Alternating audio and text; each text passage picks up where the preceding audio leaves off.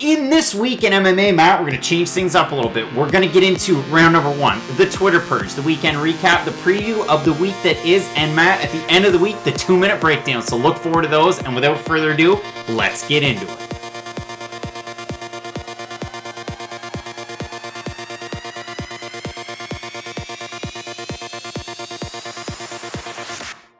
Alright, and welcome to another episode of This Week in MMA. As always, one half of your co-hosting duo at Craig Allen FNP. You can find me there on Twitter and Instagram. You can find Matt at Matt Allen FNP. And Matt, listen, a great weekend of fights. Yes. Some would say a little underrated just due to the fact that the cards kind of did fly under the radar. Yeah. And we had so much MMA after UFC 239. Wouldn't you agree? I would. And when your main event's Durandamy versus Ladd, I mean, that's not really going to attract the casual viewer. But all in all, it was a decent card. Yeah, decent card. And we've got a really good card to look forward to this weekend. A lot of fighters maybe fighting out their contract. Yeah. A lot of fighters in some difficult spots, Matt. Like I said from the outset, I really appreciate all the kind words that we had, Twitter, Instagram, and especially on YouTube. So thank you to the new subscribers, everybody who just threw out the positive messages. We're going to do way more 2-minute breakdowns. It was a huge success, and I really do appreciate everybody out there. We're going to run a contest this week on Twitter, so look out for that. I don't just plug those Twitter handles for nothing. No. We're actually quite active on there, so be sure to give us a follow for that reason only. All right, that's my only ask for the entire show. We're also going to be splitting up this show so you can watch the entire thing, just a straight shot. You've got a lot of time. You want to watch podcasts or video show, you can get the whole thing. You can get just our round number 1 answer if that's all you want. You can get our breakdowns. You can get everything as a short shot or as the full thing. So look forward to that. But Matt, yes, as I was saying from the start, we got really good fights this weekend. Leon Edwards taking on Rafael dos Anjos. But let's go back a little bit. Let's have a look at the week that was. Sounds good. All right, Matt. So a bit of a weekend recap. UFC, we had it from Sacramento, California. First time being there in the past 3 years. We had a return from a legend, a Hall of Famer in the co-main event. And listen, I'm not tooting my horn. We got that one a little wrong. Went 8 for 9 with the picks. Got the co-main event wrong. But listen, some stars in the making. The first one on the list for me, Lavinia Souza, for me, was somebody that, with a win here, was going to springboard to a top 15, maybe a top 10 opponent. She's taking on Brianna Van Buren. You and I talked about this before the fight happened. You can also hear the conversation that I had with guys on Between the Links last night. Be sure to check out that podcast. Mike Heck, Keith Schillen, Davidson Baker, and John Franklin, the Sunday morning corner man himself, was our special guest. But Matt, looking at this fight, I thought Souza could have been a breakout star. She was absolutely dominated by Brianna Van Buren. We discounted her last 3 wins. We did. She won the Invicta Phoenix Rising tournament earlier on this year. They were 1-round,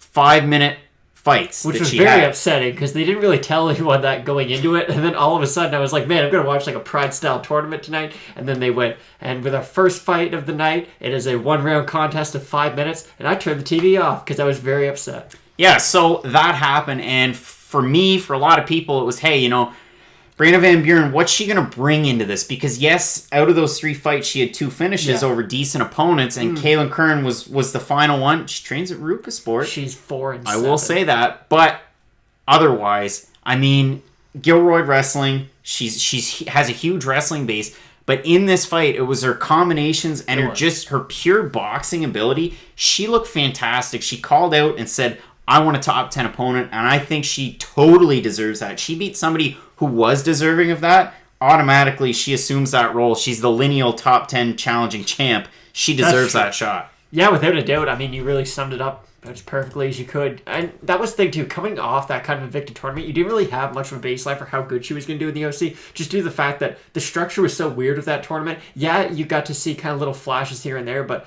if you only have 5 minutes at a time to show against, and let's be honest, it wasn't really the upper echelon of competition in that tournament, you never really get to see the full package. But no, we definitely saw in a UFC debut that, yeah, she's the real deal. And if we continue along in the next fight, this was a fight that Matt and I kind of talked about because Jonathan Martinez was supposed to be competing for an LFA flyweight championship before he took on a short notice opponent in Andre Sukumtoth, who, listen, I mean, he had the Sean O'Malley fight, and I know a lot of people in social media, a lot of media members gave him a ton of flack for it. He came out in Moncton, and it was kind of weird. Like, he was almost standoffish with it was very odd. The 3 or 4 media members that were there the entire time, and I get it, kind of a persona change, trying to drum up some business. And listen, he looked great in Moncton, but Jonathan Martinez came in on short notice, took that fight. Hey, normally you get a 3-fight contract, and in his last 2 fights, he's looked great, especially in his last fight. Man, on the weekend, it was a knee knockout. He looked amazing, and listen, I'm sure it's going to be deserving of an extension on that contract. Without a doubt, and we say it quite often, like when a guy does kind of do the UFC a bit of a favor, they always kind of, you scratch our back, we scratch yours, and it's nice to see him take full advantage of the fact that they let him stay around after that first loss. Yeah, so I mean, a good win there for Martinez. Hopefully we get to see him more in the bantamweight division. I think it's a better spot for him. Moving up to featherweight, Ryan Hall taking on Darren Elkins, a fight that was realistically a flip of a coin. It was. Hey. Ryan Hall, you're doing it. Ryan Hall with the celly, and he didn't win by submission, was interesting to me, no less. Yeah, no, it was a weird performance. Ryan Hall's very strange because his arsenal is basically spitting shit and submissions, and there's not much of it in between. But, great fighter to watch. Definitely a rising prospect. He keeps on saying he only wants to fight the best, and you would think with his first kind of top 15 win, this should be his first chance, at least in his next fight, to start fighting, the best of the best. And if we move on to the main card, of course, Marvin Vettori getting the win over Cesar Ferreira, Carl Roberson getting the win over Wellington Turman, and we preview those 2 fights in quite a bit of detail, as much as we could in 2 minutes. So, I mean, listen, Roberson looked pretty good. I know it was a decision win, and it was a close decision win, which kind of surprised me. I know Turman went after it for the first bit and then kind of went in a bit of a holding pattern after that. So we're kind of left wanting more. We have 2 decisions in a row. Then we get Mirsad Bektik and Josh Emmett. And, okay, some people said you guys called this wrong. Now, I'm not, again, I don't want to pump my tires. Yeah, you called it wrong. You called it wrong. And I said, Josh Emmett get dropped by a jab in the first round. With the power that he possesses, but exactly, like you just said, the power that he possesses, and he was a guy that maybe wasn't a huge power puncher early, but when you can knock a guy down, a really good prospect who has really good striking. I agree. I don't think that the knockdown was attributed to his power in that case. I just think he caught him on an offbeat. I don't think it's the fact that if he jabs you, he's going to put you down. It's just he caught him on the offbeat. And if anything, that's more important. That shows that he has skill and not just knockout power. It is a combination of both. Don't get me wrong. No. It has nothing to do with his power in this case. He just caught him with his eyes closed. That was the big thing. Yeah, I mean, 100% wrong there. I'll let everyone at home try and decide that one. Right? But, Matt, I mean, you have to give him some props for that. I do. In our co-main, we have to give props to Uriah Faber. So wrong. I said Uriah Faber should stay home. I said his chin should have a sensor bar over it. I said a lot of weird things about Uriah Faber. He came back, and it's like, I don't know. You feel good for the guy, because it's never fun when you see guys way past their prime. Like, just last weekend, we saw, Diego Sanchez get beat up, a guy who probably shouldn't be around anymore. We see guys like BJ Penn who, they retire every other fight. But for a guy to finally come out of retirement and show that maybe he did kind of leave too early and he has a lot more to give to the sport, it was kind of neat. Now, with all this crazy talk of, he's going to fight Cejudo next, you get that out of my face right now. I'd love to see him work his way up the ranks. Just get one more win.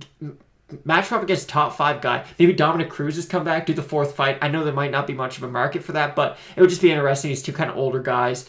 I think that could be a lot of fun. But you match maybe those 2 up. Get Uriah one top 5 win, though, because bantamweight is such a good division right now. It would be a shame if he just got to springboard on top of the guys like Piotr Jan and Aljamain Sterling to get that title shot. I think you bring up a really good point, and on last night's episode of Between the Links, this was one of the questions. What's next for Uriah Faber? And I answered and said, Aljamain Sterling. Aljamain Sterling makes sense because if you go back not even a month ago, Aljamain Sterling said, yes, Joseph Benavidez deserves a title shot at 125 more than I deserve a title shot at 135. And when you have Henry Cejudo, who possesses both of the belts, you got to make a choice. And for Sterling to come out and say that, it's not good marketing, man. Like, you're putting yourself below him, but I get it. And it seems to be the dialogue that's going on social media between fighters and promotion alike. It seems more than likely that we will get Benavidez versus Cejudo at 125. And listen, Cejudo is all over the damn internet. Like, it's cringe, and now he's, admitting that he's cringed. But now I mean, all publicity is good publicity in his case. Like, you either pay to see the guy win or to see him lose. You still pay no matter what. Exactly. And the only thing that worries me, though, is if Uriah Faber does fight Aljamain Sterling, that's a terrible matchup for Uriah Faber. I know we didn't give him much credit going into this fight, but Ricky Simone, neither one of us know him nearly as well as we know Aljamain Sterling.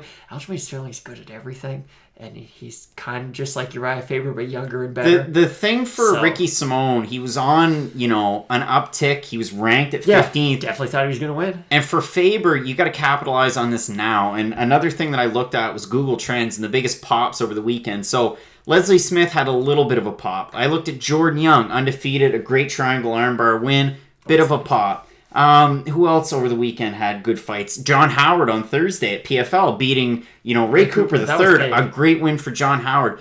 Barely really registered. Juliana Velasquez possibly getting a title shot. Alima Lane McFarland pretty much admitting, she deserves the next shot. Logical. A little bit of a pop. And then you have Jermaine Durandamy with one.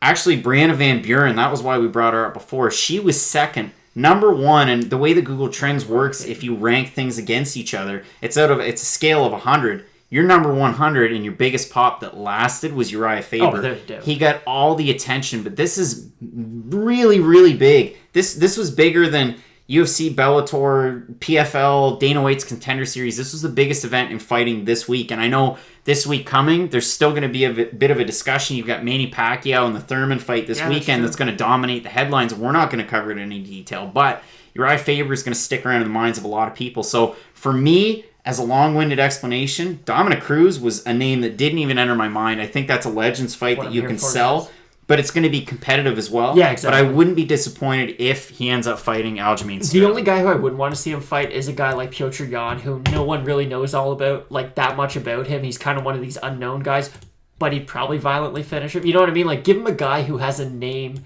that would justify Uriah Faber fighting him. That's all. 100%. And then if we move into our main event, there's a lot of conversations that we could have. When we previewed this fight, it was pre-weigh-ins. And of course, we saw what happened at the weigh-ins. And there's two schools of thought. One school of thought, and I heard it on a very popular MMA podcast with a well-known host and his co-host. And his co-host said that... say who it is. His co-host said that Aspen Ladd, it could be a cramping issue. It's something that we shouldn't have to worry about. Weight cutting. Very worried. Weight cutting is something that's going to happen in fighting. It's always going to happen, and we should take this, maybe not with a grain of salt, but this is just tradition. I'm here to tell you, tradition in sports is always meant to be broken. And I'll make one really quick analogy. Baseball is boring as hell. The managers dress like the players. Stupid. I actually in MMA. Could you imagine if Greg Popovich wore a San Antonio Spurs jersey? But in MMA, the corners kind of wear a bit of a fight kit, but still, baseball. Old guys wearing baseball jerseys, and they don't play baseball, and they're not fans. In in baseball, they have bucked a trend. They juice the baseballs, and now everybody's hitting home runs. So you can change things that have been there forever. In MMA with weight cutting, listen, I know one championship does some things behind closed doors. If you guys start with the one championship, I'll lose my mind. We're going to talk later on in the Twitter Purge about kind of a concern with one championship right now. Matt just previewed it a little bit. But as far as weight cutting is concerned, there are things that you can do to change it. We're not experts, and I know there's a lot of people out there, armchair experts, that are going to tell you this is what they should do and shouldn't do. I won't go there, but when you have a fighter that struggles that hard to step up to the scale, I think the commission should have stepped in and not allowed the fight to happen. Yeah, I agree 100%. When you have someone, and that's the thing about Aspen Ladd too, it seems like every time that she has a fight, and she has a tremendous talent, especially women's bantamweight. 24 years old, and she was undefeated before Saturday and her night. ground and pound is insanely violent, but it seems like she always has... maybe not issues to this extent, but there's always kind of an oh by the way with her every weigh-in. And she's had a promotional push. She missed weight in the Leslie Smith fight, and Davidson Baker actually brought up a great point, and I hate to keep mentioning it. Yeah, she missed weight by 3.8 pounds in the Jessica Eye fight. And then in the Leslie Smith fight, she missed weight. Leslie Smith goes on to have another fight, and then that's it for Leslie Smith in the UFC. So kind of a domino effect there, and it was a good point that he made, so credit where credit's due. But I was really surprised that the fight happened. She went to the ceremonial weigh-ins, looked a little bit better, and of course you get quite a bit of time to rehydrate there. But Jermaine Durandamy, and not to toot our horns too much, but way bigger. Way outmatched as far as the striking. I didn't see how this fight was competitive in the least bit, just due to the fact that Jermaine Durandamy's last opponent was Raquel Pennington, who's basically just a little bit worse than Aspen Ladd. They do all the same things pretty much. I mean, Aspen Ladd has better ground and pound, don't get me wrong, but they're both good wrestlers, they're both good strikers. They don't really have anything that really stands out until you get to, of course, the grappling of Ladd. So when you just saw how easily Durandamy dealt with Raquel Pennington, who did miss weight in that fight Pennington did, you just thought, well, why is she the underdog basically going into her second fight that's the exact same same. She's a phenomenal striker. We established that with really good takedown defense. So we just didn't really see how Aspen Ladd would get the advantage in this fight. So it ends quick. Controversial stoppage in the fight. It was a little early. A lot of people thinking it was a little early. It's tough to tell if in Herb Dean's mind, and listen, it's easy to point fingers, but it's tough to tell from his perspective. A glancing blow, a blow that might not have hit on the second attempt by Jermaine Durandamy when Ladd kind of turned her back. But the problem for me was Ladd went a full 180 around. Hands down on the ground. The difference was she looked like she was out, but who knows what Herb Dean saw. Exactly. And I don't think it was a terrible stoppage. I just think it was a little early. I just think that due to the fact that when Aspen Ladd got hit around, she posted on her hands. It wasn't like her hands went limp. She posted on her hands and then tried to turn. And when she was turning, the second shot didn't hit. I mean, if you go back and replay, it just kind of hits her shoulder. And maybe if that hits her, it puts her out and it's done. It just would have been nice to not have these kind of unanswered questions going into the next week. So it leaves us two questions. So we'll go with the person that lost the fight in Aspen Ladd. 24 years old, one loss on her record. She's looked so impressive since she's joined the UFC. In her run in Invicta, she was great as well. What's next for her? Does she stick around at 135? Does she move to 145? And whether or not she moves, what's a likely next fight for her? Well, just due to the fact that that's kind of what I was starting to say, how it seems like every weigh-in Aspen Ladd always has a bit of an issue. And you would think by this point you would know your body. Why wouldn't you try to make some dietary just changes to just see if you can get your body down to slimmer. Don't forget this, too. When she was in Invicta, she fought at 125 Exactly. pounds. So you would think logically that 135 would be a big issue. And, of course, we're not weight-cutting experts by any means. But you can just tell that if you've had problems in the past, why wouldn't you try to at least change something or fix those going into the future? Now, if she does decide to stay at 135, because let's be honest, there really isn't a division at 145. I mean, she'd probably beat Megan Anderson, but that doesn't really mean anything.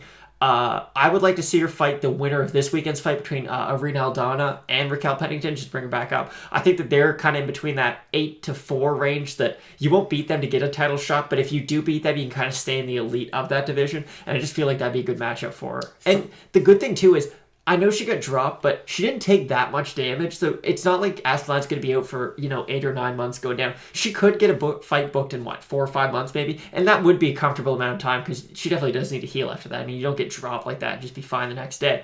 But, she should be able to come back reasonably soon and then hopefully kind of get back on track. And for me, I think, a decent opponent in future and somebody that's competed at 135 and 145, and no, I'm not talking about Holly Holm, although that fight was booked earlier on this year, and it would make, a bit of sense if Holly Holm does decide to stick around in MMA. Of course, we know what Dana White said after the fight, but... Right. A fighter that I could see her fighting, Kat Zingano, somebody who does all the, kind of same things. They're very similar stylistically. And again, Zingano has... But does Kat Zingano fight, or does she just talk shit about Amanda Nunes on Twitter after every Nunes fight? Because it seems like that's all she does nowadays. She has taken a fair bit of fights. She's been active recently, which is good. And that's kind of... Kat Zingano's last fight? Who I'd like to see her fight next. She had a good showing before Anderson, and then she fought Anderson. So that's where we've seen her. Now, the next question is, of course, Jermaine Durandamy, your first featherweight champ in the UFC.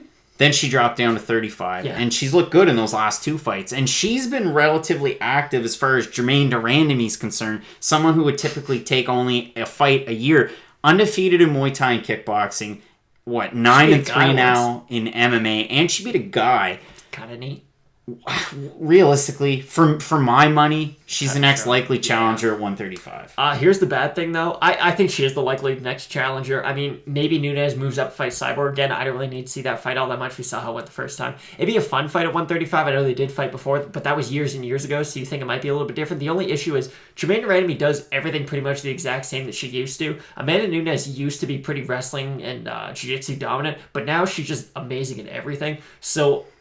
I don't think it's the most competitive fight, but I agree with you. It is probably the right fight to make. And that wouldn't headline a pay-per-view, I don't think. That's more of like, here's a Jon Jones or Max Holloway fight, and then we'll put this as the co-main event. I feel like that's where that would be slotted. And the last time that Jermaine Durandamy headlined a pay-per-view was against Holly Holm. 200,000 buys on that one, which actually beat UFC 236 that we had recently. Well, but that was due to the ESPN. It also topped UFC 224, which was Nunes and Raquel Pennington. So interesting of note, and that was pre-ESPN Plus. Yes. I think Nunes is a much bigger star now, though, than she was a year and a half ago. It's a tough sell. We should ask Darren Rovell what he thinks about that. He's all about UFC ratings and trashing Amanda Nunes as a superstar, which we covered in great detail last week if you want to hear our praises for Amanda Nunes. So, Matt, let's just have a quick look over at Bellator, and then we'll get into some of the other segments that we're going to cover in the show. Sounds good.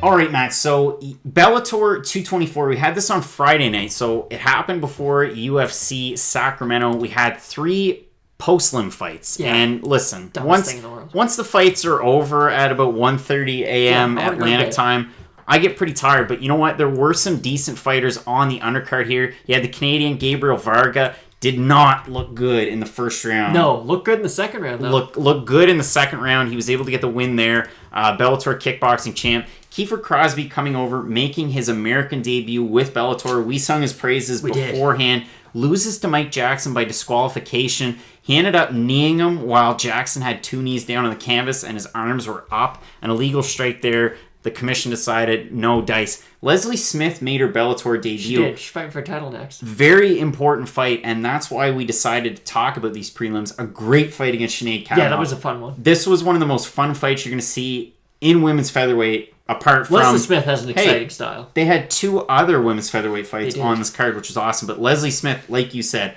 really exciting. Strike first, always pressuring against Kavanaugh, who fought a good fight. She did. An SBG type of fighter too, but for Leslie Smith, we're talking potential title shot next, so keep that in mind as we continue on. Jordan Young, undefeated, 11-0, gets the win against Joel Bauman there. It was a first round submission. Arlene Blenko continues. I mean, you look at a record of 12-7, and you might think, listen, she's not that great. She either gets knocked out, she also fights Julia Budd every other fight, or she knocks somebody out. And in the 2 Budd fights, it's a split decision loss, and it's a loss by majority decision. So she's super, super talented. I know she's later on in her career, but she still has ungodly power for the division. Finishing Amanda Bell, who goes to 500. You also had Will Fleury.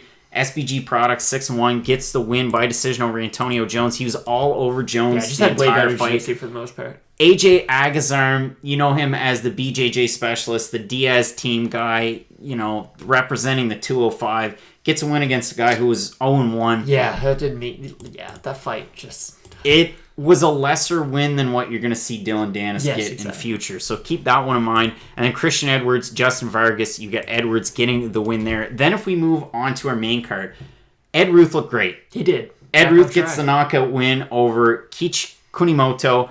Impressive win for him there. Good way to start off the card. So then terrible ideas to who should fight next. In your next fight, Juliana Velasquez taking on Christina Williams. This was a fight that had title implications at flyweight.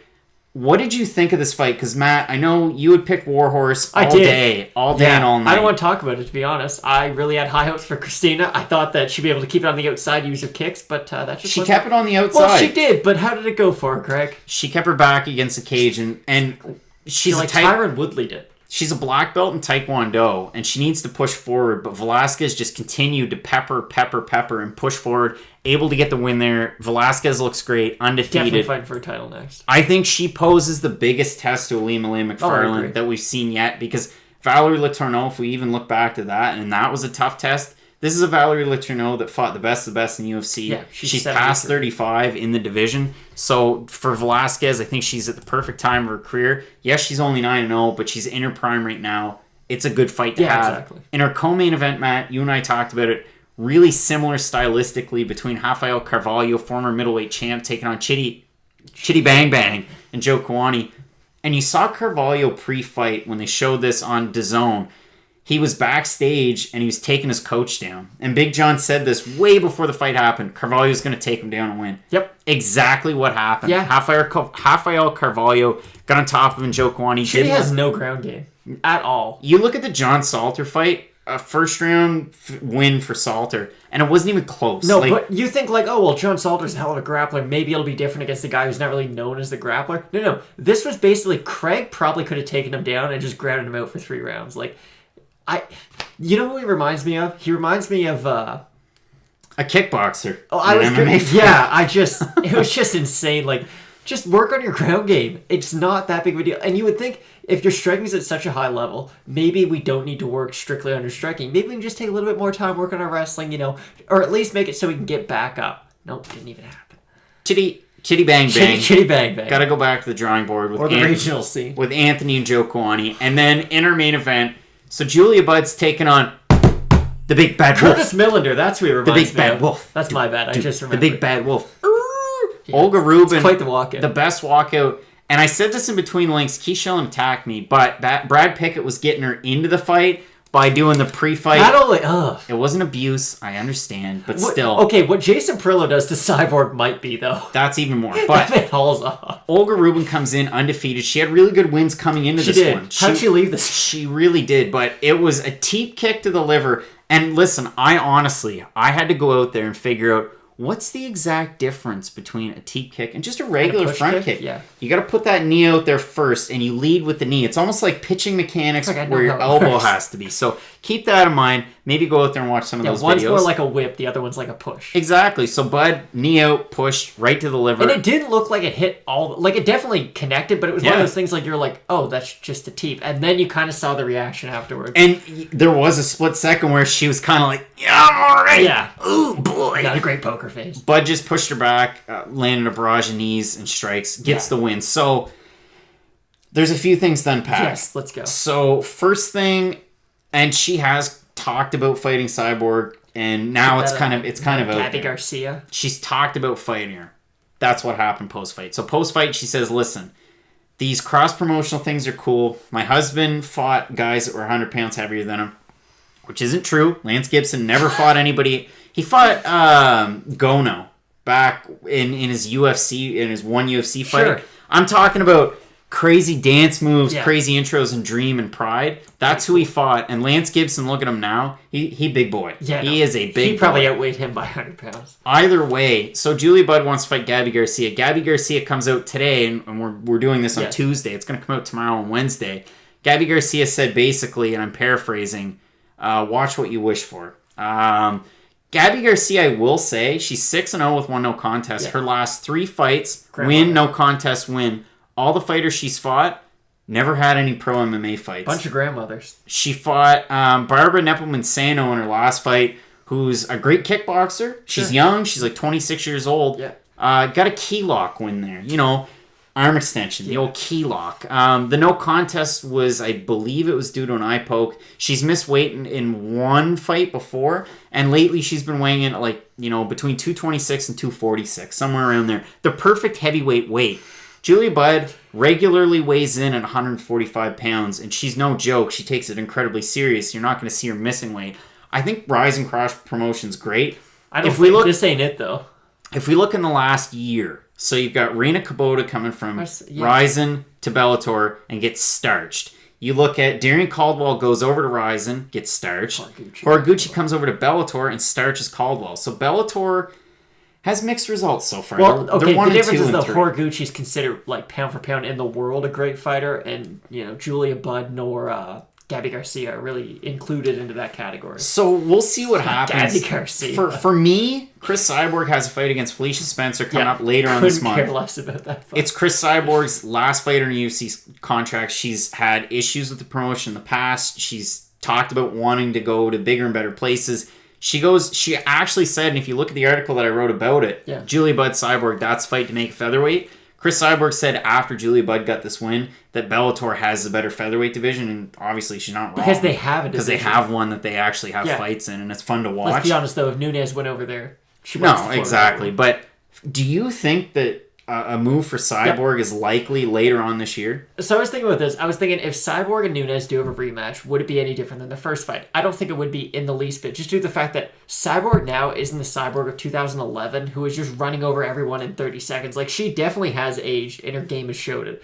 And I definitely think she'd be the favorite against Julia Budd. It's just go to where the division is and where it can be more active, and especially in Bellator. I mean, Cyborg is a pretty big name, and just due to the fact that she could have like the sponsors on her shorts and whatnot, she makes so much money just from that. South Coast Mitsubishi, exactly, the big time dollars. Dunkin' Donuts, but yeah, she could have exactly the Dunkin' Donuts thing. Like, she could have a lot more sponsorships and a lot more opportunities to just kind of like get her name out there. She's already setting it up from a business standpoint. She also has, of course, previous business dealings with Scott Coker, and Strikeforce pushed her as a star. So you got to think that the star power is going to translate. It has in the UFC, but with that loss, people are going to kind of, not discredit her, but they're not going to pay attention as much as they did. Exactly. The lore and the aura that kind of was around Cyborg, it's kind of gone a little bit now. So maybe Julia Budd takes on Gabby Garcia, though it's unlikely, but Chris Cyborg to me makes the most sense. Yeah, when I'm thinking of Cyborg goes to Bellator, maybe fights 2 or 3 times and then retires. I don't really think she has this long career ahead of her anymore, and I think that'd be a great idea for her. Like we were saying, she's really set herself up business-wise for the future, and if she did have a lot more sponsorship opportunities with Bellator, that really would help her, set up deals and whatnot for after she's done fighting. The last point I have on this before we wrap it up, Julia Budd just recently signed a 4-fight contract due to fight over 16 months, so you're going to see her in the next year and a half fight 4 times. Nice. You don't want to have her fighting Gabby Garcia and Ryzen and risking injury. And then come back 4 months later to the rest of that. And you have to think about Julia Budd too. She's past 35 just like Chris Cyborg is. You want to have good fights, meaningful fights. And if she fights Cyborg and loses the title, you can still have 2 fun fights after that. Yeah, they could have a trilogy easily and people would buy into it. Have one in Brazil, have one in Vancouver, and then have like the rubber match if it goes to that somewhere in the US. In Thackerville, because Julia Budd's fought her last 4 fights in Exactly. But no, you could definitely have something fun and definitely grow the whole featherweight division as a whole. And then if there are more eyes on it, hopefully they can sign more athletes to that division and really, round it out going into the future. So, Matt, that does us for the weekend recap. Now, what could we do? We've got round number 1. We've got the Twitter purge, and we've also got a little bit of a preview. Plus, we're going to have those 2-minute breakdowns later on this week. But, Matt, you know what we're doing in this episode? What? We're splitting things up. So if you're paying attention on YouTube, you can just end us right here. I'd appreciate it if you didn't, but you could. But if you're following along with the full show, Matt, let's get into our favorite news segment of the show, round number 1. We've got a great question this week, so let's get into it. All right, Matt, round number 1, and this week's round number 1 question comes at us from Emmett Deighan, the biggest Buffalo Bills fan I know, and I appreciate the question. Emmett, he has a fight night pick.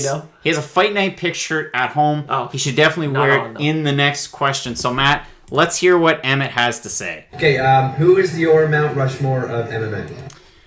Though his grammar wasn't great, I do appreciate the question. So, yes, Matt, let's break this down before we go to the next screen. Okay. Let's break this down and think of it. So, there's all sorts of different ways you could go with this. Last week, and if you want to go back and watch it, we took it as who would you have to win a heavyweight Royal Rumble? Yeah, and we could have been past and present, legends. We could have done it anyway.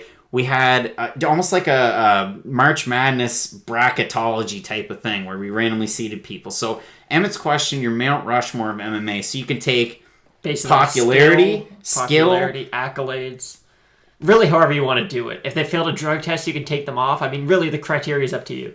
Okay, so I'm going to take it for what it is, and I'm going to combine everything in this one. So that's the way that I'm going to go with it. I'm going to mainly focus on skill and kind of what they did for the promotion overall, which is kind of similar to what Craig does, but there's a few differences. But I'll let you go first. We're going to get into my screen. Matt's going to agree or disagree with me, and then we're going to make our picks off of that. So let's get into this Mount Rushmore. All right, Matt. So we're down here in the tiny little screen where we were last week. Hi, guys.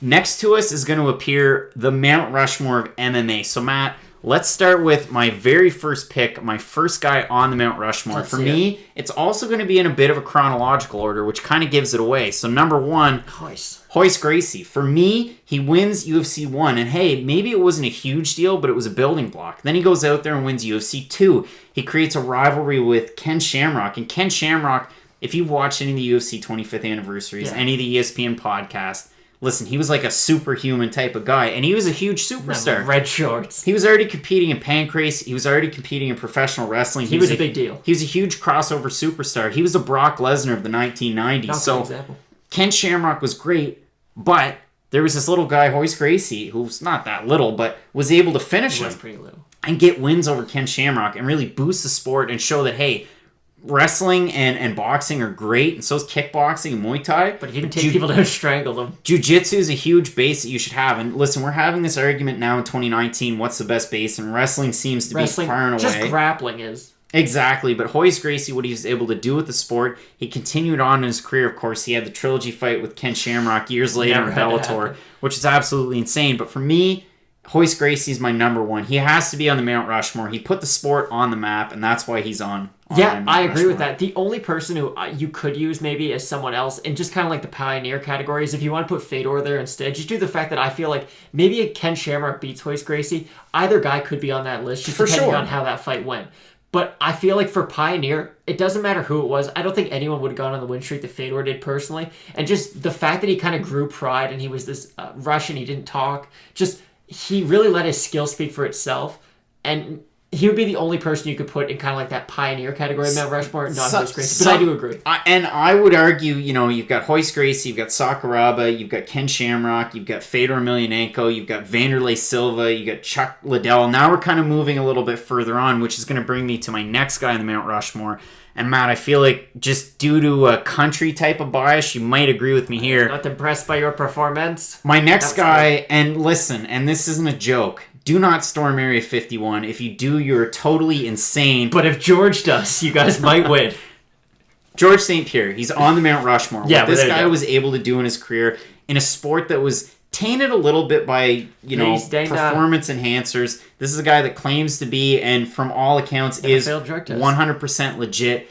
The fact that this guy had no real schooling in wrestling before he got into MMA, and then he really pushed it and became one of the best MMA wrestlers out there. And listen, you can talk all about TJ Dillashaw and say how big of an idiot he is now, but his MMA wrestling is great. George St. Pierre really redefined it with his MMA wrestling, the things he was able to do in the cage, the fact that he lost to Matt Serra, then he had a fight, then he avenged that loss. And you look at the body of work that he had, the welterweight title that he kept for so long, and you can argue about some of the wins, especially the Johnny Hendricks fight, and then he didn't have a rematch against him. Whatever, I don't care.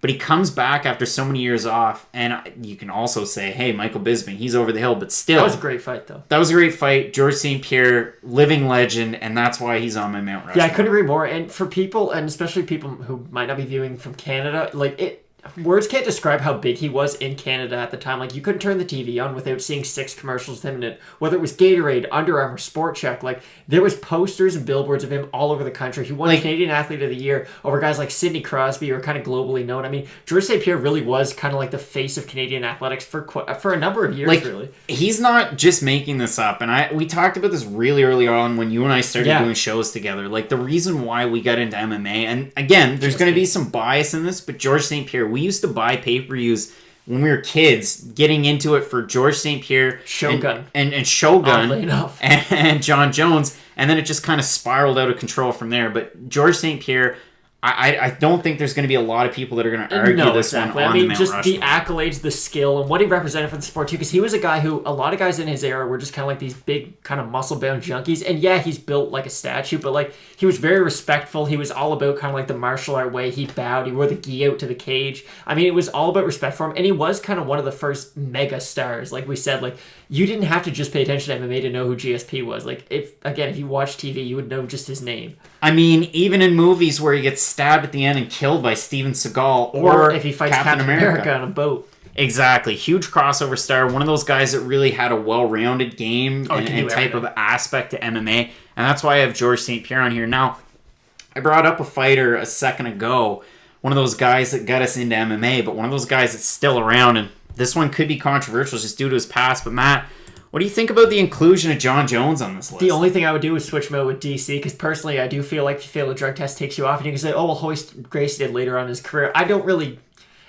The difference was there was no testing when he first started, so anyone could do anything, but the fact was, yeah, if there's no test to fail, you can't really fail them. But Jon Jones has failed umpteen. So should I take Jon Jones out and put Vitor Belfort here? No, what I do is take Jon Jones out and put Daniel Cormier in. Daniel Cormier's only lost to Jon Jones, and other than that, I mean, he's the perfect example of what you'd want a martial artist to be, and really what you'd want anyone to be. I mean, he speaks extremely well. He does a bunch of media... just obligations. He's perfect on the mic. He's a family man. DC is everything Jon Jones should be. Now we can argue this because Jon Jones is a guy that he fought Vladimir Matyushenko. He fought Matt Hamill. It's the only loss. They're trying to overturn it. And listen, I don't advocate for any of the negative things that he's done outside of the cage, but the guy's body of work, the wins that he's had, the type of performances, the fact that he's so well-rounded. And listen, we're not talking about the Thiago Santos fight from last week. We're talking about this guy's body of work. He's been a superstar out there. When he fell from grace and had the accident, had the failed drug test, that was big news. It was all over the place. That was ESPN when UFC wasn't on ESPN. That was huge news. DC's only become an MMA star recently. He's had a little bit of crossover.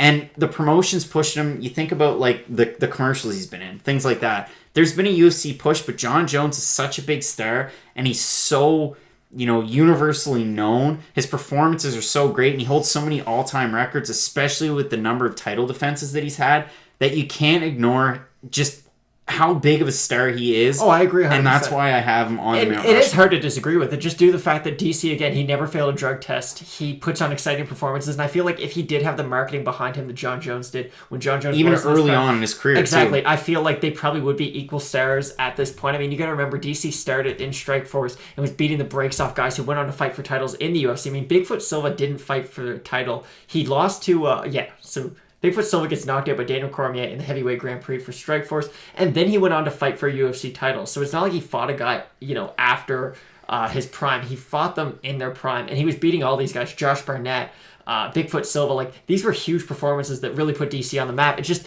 since they weren't in the UFC, no one really knew who they were. But let's say he did pick up those wins in the UFC, and he did fight Vitor, and he did fight Rampage. I don't really think, I'm not going to get an argument out of you that he would lose to Rampage Jackson. If Cain Velasquez didn't exist, Daniel Cormier would replace Jon Jones on my list. So I think that's probably the best way. I feel like since DC's been able to be so durable throughout his career, Cain, the big thing that slowed him down was, a lot of injuries and whatnot. He couldn't be overly active. But I mean, DC for the most part, he's been fairly active throughout his career. My point is, the reason why we didn't see DC in the UFC at heavyweight beating the brakes off of everyone is because Cain Velasquez was at the top at the time. And then there was kind of, is he coming back? Isn't he coming back? That kind of lingered. Then you see Cormier shine. And if it happened earlier on in his career, maybe we'd be having a different discussion. Now, let's look at a package. There's a package. Now, this is controversial. Took a weird turn. But there's a lot of different aspects you have to bring into this one. This is the biggest guy in MMA. Yeah, I agree. But I don't want him on my Mount Rushmore. I know it's controversial. This is the biggest guy that brought this sport to superstardom. This is one of the driving forces as to why ESPN's covering the sport, why it grew on Fox, why you have huge sponsorship deals, why a lot of fighters can supplant their income with sponsorships. And listen, we had it before. I know the Reebok deal stymied a lot of it because a lot of fighters are making decent money and they didn't have to do extra things in order to make some more money. But Conor McGregor has done so many good and bad things for the sport. He's the biggest star in the sport. He's been able to grow it to such heights. You look at a gym like SBG right now on top of the world, and they're attracting so many big fighters just because of Conor McGregor. And what he's been able to do in and outside of the cage is huge. You look at his whiskey brand, for instance. Incredible what he's been able to do just off of his name recognition alone. So this is a guy that can't be ignored. I have to have him on my Mount Rushmore. As much as, it kills me inside just due to some of the negativity that you're going to see. He is such a mega star, and he's done so many positive things. And listen, you might not like him for what he says or what he does, but you can't deny the fact that the sport and the UFC alone has grown so much just having Conor McGregor around that for me, he has to be on my Mount Rushmore. I agree. And for your Mount Rushmore, it makes perfect sense, and you argued it perfectly. But just for me, I'm basing it more off skill than just their global appeal. So my Mount Rushmore, just to go over it quick, would be GSP, Demetrius Johnson, Jon Jones. We're not paying attention to drug tests, and Fedor Emelianenko. So I agree with your picks just based on how you graded them, but mine would be a little different. So you're going to go with Demetrius Johnson. We have to unpack that a little bit. I am, so yeah. He's the greatest fighter ever based on skill alone. You're going to go with a pound-for-pound great in Demetrius Johnson as your somewhere in there. For me, it was lineal. For me, I had Hoist Gracie, kind of a bit of a blip on the radar. Yeah. Got the UFC started. George St Pierre, huge superstar. Jon Jones, great performances, big star. Conor McGregor, massive performances, huge pay-per-view draws. The biggest pay-per-view draw in UFC history against Khabib. That's the biggest one. It's going to be tough to eclipse that one. The huge fight against Floyd Mayweather. Yeah, this is an MMA Mount Rushmore, but that had MMA ramifications as a boxing fight. And he just did so much to grow the sport. Mm-hmm. Demetrius Johnson.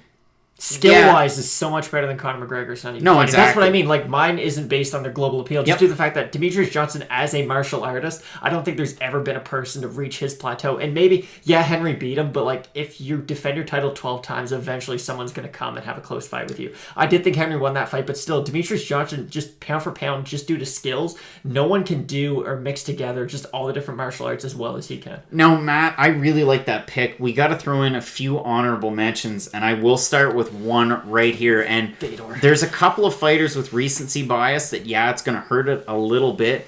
Anderson Silva and BJ Penn are two fighters. BJ Penn, of course, holding two titles, not consecutively, but the fights that he was able to put on, the fact that he's in the Hall of Fame, he's one of those fighters that definitely deserves the kind of recognition that could be on somebody's MMA Mount Rushmore. And then, if you think about it, Anderson Silva. Dominic Cruz. Just the amount of title defenses that Anderson Silva was able to have. They're just absolutely insane. And listen, we talked about it from the start. And he had a great teacher in Steven Seagal for a lot of that. Exactly. You think about it too. Like we talked about Sakuraba. So many Pride greats that we could have on this list. And I know there's a lot of worldwide fighters. I don't have Sakuraba anywhere near my Mount Rushmore. Grew the sport. He can visit. Grew the sport to great lengths, but there's a lot of fighters that could be in here. Can you think of a few honorable mentions? I know Fedor is in your top. Yeah, honorable mention. Fedor, of course, we don't put him on the actual thing. Again, guys like Mirko Cro Cop, Minotaur Nogueira when he was Pride champion. I'm not just trying to be this hipster picks all these Pride guys, but the growth of Pride really helped the growth of the UFC just due to the fact that there was finally kind of a rival for who was the biggest MMA promotion in the world. I just really do feel like that healthy competition between the two organizations really helped grow the brand of both overall, and that's kind of why I give these Pride legends so much credit.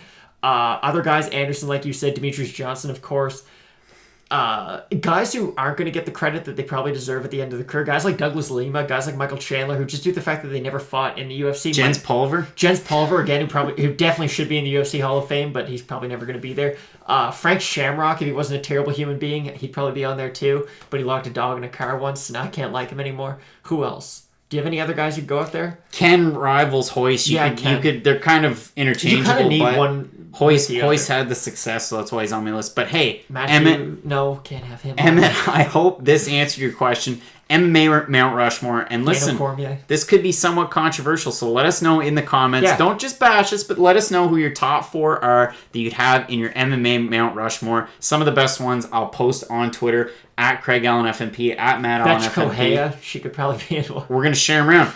You could toss Ronda Rousey in here. You could. That's what I was thinking, but I just don't feel... I feel like if she wasn't the one who got women's MMA into the UFC, it would have been Gina Carano, it would have been Cyborg. Like, there were definitely other people who could have taken that torch. It just so happened to fall into her hands, I feel like. That wraps us up for round number 1. Now, Matt, the next part of the show, and again, we're splitting it up. Yep. So if you're following along on the entire show, we're going to get into it. But if you want, you can just click around, figure out what you like, toss us the like and the sub. But we are going to get into my favorite segment. The Twitter Purge. The Twitter Purge. It's time for the Twitter Purge. It is time for the Twitter Purge, Matt, like the lady says, and we're getting into it already this week, of course. We've got UFC San Antonio coming at us this weekend, but Matt... As Charles Barkley says, there's some big old women down there in San Antonio. Let's take a trip back to last weekend, and Brendan Fitzgerald had zero idea what to do with his damn hands, and they don't show him when he... I mean, Michael Bisping doesn't even know what to do with his body, so it's all good. It was a crazy win, of course, and you can rub it in our faces. Uriah Faber getting the win over Ricky Simone. Incredible stuff there. Some cool news coming out today. Again, on Tuesday, Darren Till posts a picture over on Instagram. Comes up here on Twitter. You can see it if I keep scrolling. Coming at middleweight, and for a guy who's ranked at welterweight, a guy who's so big, had a title shot recently, what's the next logical step for him at 185? We saw Luke Rockhold going to 205. We see Chris Weidman going to 205. Yeah, I know, but he shouldn't. Have one more at 185 just so Darren Till could knock him out and then build a bunch of hype. Okay, so we're going to build off of your bad answer. Let's take another fighter at 185. Brad Tavares. Any guy who has any notoriety in the top 15 that you think is a winnable fight for Darren Till. I mean, he definitely does have big star potential. I know it didn't work out for him in the Woodley or Masvidal fight, but I mean, you're fighting guys who have 3 times the experience that you do in the sport. And he did show good moments in pretty much every other one of his fights. I mean, he was undefeated up until that Tyron Woodley fight. And losing to Jorge Masvidal and Tyron Woodley is really not the end of the world. I do think a lot of his deficiencies and negatives from his game did come from that huge weight cut. I mean, remember, he was talking about how he walks around 200 pounds like it's nothing, and then he cut down to 170 from there. He's massive. He's super skilled. He does have kind of like that it factor for a guy who, looking forward, could be a big star in the future. And England needs stars right now, too. Exactly. And if you look at guys like Kelvin Gastelum or Robert Whittaker, I mean, Whittaker never missed weight at 170, but you could always tell that the weight cut was a huge drain on him. And when he moved up, I mean, he looks like he's one of the best fighters of all time. Same thing with Kelvin Gastelum. I mean, I know he didn't beat Israel Adesanya, but he had a tremendously close fight, and it was one of the best fights of all time. So really moving up And especially for a guy who, again, he has those hard big weight at cuts. welterweight, and he's going to be big at middleweight exactly. too. It's not like he's going to be giving up a lot of size moving up to that next weight class. And let's say he does carry more power in 185. I mean, he's going to light people up. So it should be a pretty good move for him. And, you know, you really hope for the best for a guy who, like we said, could be the next big star. Yeah, exactly. So a good move for Darren Till.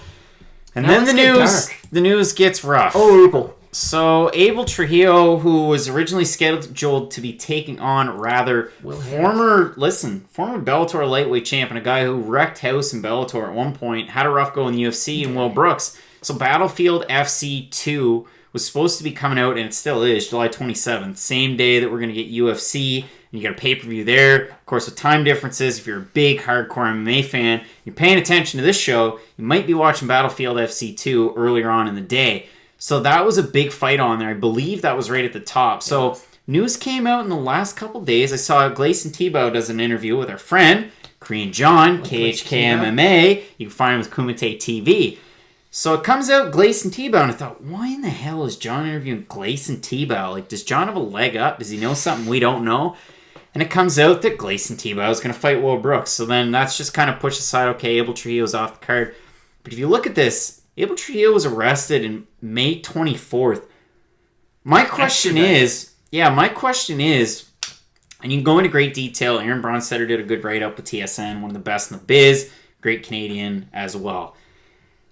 Why was this fight able to materialize? Why was it able to be publicized? If this stuff was going on in the background, like, to me, it just doesn't seem right. Yeah, it makes no sense. It was like, remember when Ally Quinta was like, yeah, the UFC offered me a fight right in the middle when Tony Ferguson was going through all his mental health issues. Like, MMA is the only sport where weird stuff like this kind of happens. Like, usually if a fighter or anyone, you know, was undergoing criminal process, like, you wouldn't want anything to do with them. But for a small organization to still try to kind of, like, you know, get that name, I guess, if you will, onto their card, it's really unfortunate. And just like this is a guy you brought up at big name. This is a guy that's fought Tony Ferguson, Habib Nurmagomedov in the UFC. Like, he's 35 years old. His MMA career is done now. Oh, like, I hope his, you know, just career is win, lose or otherwise, this guy's done. Like, nobody's gonna sign him. Battlefield was looking beforehand. This is gonna be his first fight since the UFC, so they're looking to capitalize on that name value. The things that are against him are just pretty gross.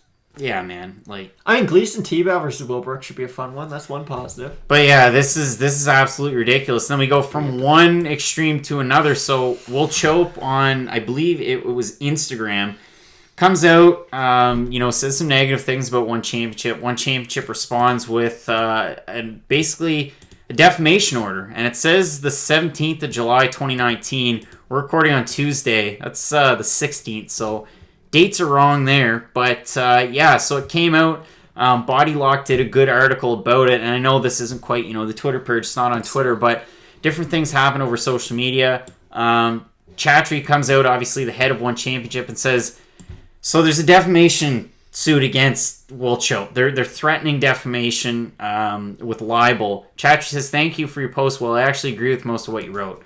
And he goes into detail about, and the issue at hand here, kind of skirting around it a little bit, but the issue at hand is there's not a lot of oversight with One Championship, and there's a lot of positive things that they're doing. Listen, if this was early days of the UFC, and even right now, and growing the game in Brazil, you talk about it with Kevin McDonald, he was on the show. You look at what Bellator is doing in Ireland, different jurisdictions where they just kind of push what they have, and if there's not really commission, they help oversee it, they help that particular area of the world come up with a commission.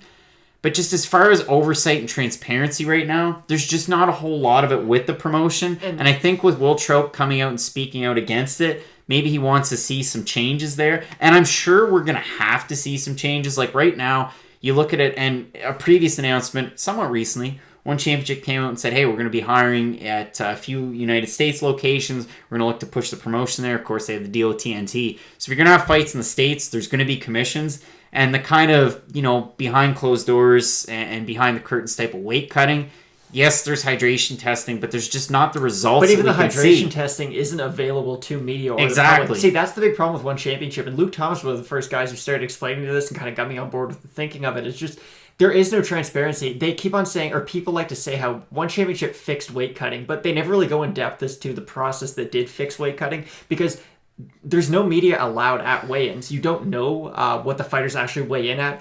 And what was the fight? Cosmo Alessandre versus Sage Northcutt. You can say there's no weight cutting. Cosmo looked, 20 pounds bigger than Sage? Like, there has to be some sort of weight cutting or weight issues to have these big discrepancies in the size, because we can say, oh, there's no weight cutting, but there's a visible size difference between most of the athletes. And I know that it has to kind of be done within a certain range because the weight classes are so far apart, but still, there's just so much fishiness, I guess, around one championship, and kind of the fact that there is no oversight, I guess. Yeah, and I mean, we're just speculating here, and this is just commentary on the fact of the matter. But realistically, yeah, it's kind of tough with the lack of transparency that there is. I do like the fact that WADA's going to be involved. A global oversight is great. It's not that WADA's going to be involved. It's that one championship is going to follow WADA testing. So still, one's the one overseeing the drug testing. Exactly. That's the whole problem. So it's just tough to see. And of course, if there's going to be a move into the United States or any other major country that has commissions and organizations in place,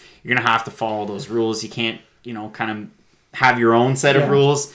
And listen, it's great to march to the beat of your own drum and whatnot, but it's just a tough subject. And it was kind of, for somebody to sit out here and criticize the actions of the UFC, or to sit out here and criticize Bellator, there's going to be pundits out there that are going to say anything under the sun. There's people online that are going to say whatever. And I realize that Will Chope has a bit of pull, obviously, or they wouldn't do this. Fought Max Holloway. Will Chope obviously, kind of pushes this out there and says, hey, this is what's going on. Chatri goes on the defensive. So it's going to be interesting to see how this story plays out further.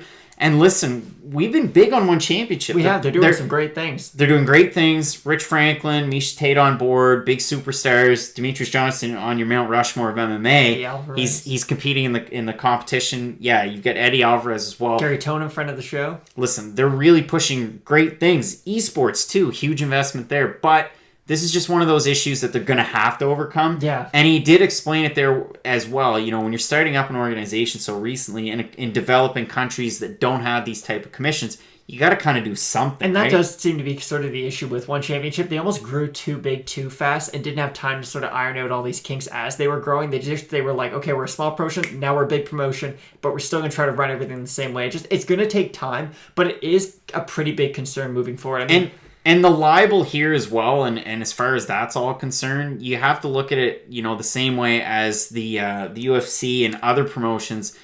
When you go out there and post one of their pictures or one of their videos, you can't be doing that. Like, I know fighters, you think of it and, hey, I'm in the fight, I should be able to post my fight video. But you didn't take that video, you didn't go through the licensing. No. It's just the way that the world works. So, yeah, it's kind of interesting to see how this one played out. But we see it happen quite often. And if we move away from this topic into something that was near and dear to our hearts, I want to thank everybody out there. I love the fans. You. If you're watching this, maybe there was a chance you watched the 2-minute breakdowns over the weekend.